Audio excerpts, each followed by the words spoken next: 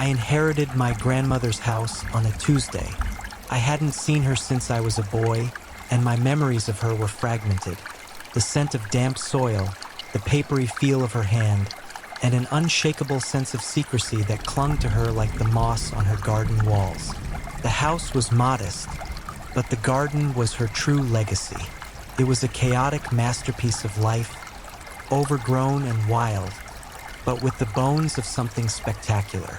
As a botanist, I felt a duty to restore it. My first week was spent just clearing the weeds. In a dusty shed, I found her journal. It was a thick, leather-bound ledger filled with decades of meticulous notes. She wrote about soil pH, rainfall, and pruning schedules with a scientist's precision. But her obsession, the focus of hundreds of entries, was a unique strain of moonflower she called Ipomoea nocturna, or Night's Embrace. April 12th, she wrote, "The soil is hungry. The season has been too dry. The new seedlings are pale. They require a richer diet if they are to bloom properly." Her notes grew more peculiar. She detailed a feeding schedule that corresponded not with the sun, but with the phases of the moon. And she wrote of a special fertilizer, a protein supplement, she would mix into the soil around the moonflower's roots. She never specified what it was. Driven by curiosity, I followed her instructions. I tilled the soil where she said, mixed in the bone meal and peat moss, and tended to the pale, vine-like seedlings. They responded with an unnatural vitality. Within 2 weeks, they had scaled the entire back wall of the house, their broad, heart-shaped leaves seeming to watch me as I worked. The first bloom happened under a full moon. At the stroke of midnight, just as the journal promised, dozens of flowers unfurled in ghostly silence. They were enormous, trumpet-shaped, and glowed with a pearlescent white light. Their scent was intoxicating, a sweet, cloying fragrance that saturated the night air. That night, my sleep was plagued by vivid, unsettling dreams. I dreamt I was lying in the garden, tangled in thick vines that pulsed with a slow, rhythmic beat. They weren't choking me, they were holding me, pulling me gently down into the cool, soft earth. I woke up with the phantom scent of moonflowers in my nostrils and the distinct feeling of dirt under my fingernails. I returned to the journal, flipping towards the final years. Her handwriting became a frantic, spidery scrawl. September 3rd, a stray cat came into the garden last night.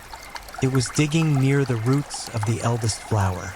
The garden does not like to be disturbed. I gave it a proper burial. This protein will be a great help. The blooms this year will be magnificent. A cold dread washed over me. I looked out the window at the thriving, luminous garden. It wasn't just a collection of plants. It was a single predatory organism, and my grandmother had been its willing keeper. The next full moon, I found myself unable to stay indoors. A compulsive energy drew me outside as midnight approached. The garden was alive with light, every flower open and aimed towards the moon like a satellite dish. The scent was overpowering. I felt dizzy, my head swimming in the perfume. I stumbled closer to the wall, and I saw it. The vines weren't just resting on the stone. They were moving, slowly, almost imperceptibly. They twisted and contracted, inching their way higher. Looking into the throat of the nearest flower, I saw that the delicate patterns on the petals weren't random. They formed a collage of faint, screaming faces. My heart hammered against my ribs. I backed away and my heel hit something soft, a fresh mound of earth. The spot the journal called the heart of the garden, a place my grandmother wrote she fed only the choicest morsels. Resting on the mound was her old, worn gardening trowel, its wooden handle polished smooth by her grip. I should have run. I should have fled the house and never looked back. But as I stared at the trowel, a strange, calm desire settled over me, a profound sense of hunger. Not my own, but the garden's. It was whispering to me, not with a voice, but with a deep, primal need that resonated in my bones. It needed to be fed. I am writing this in her journal now, my own handwriting merging with hers on the page. I understand her now. The garden is a responsibility, a beautiful, patient, hungry thing. I weeded the last of the thorns today. It must be kept pristine for visitors. It must be kept beautiful. It must be fed.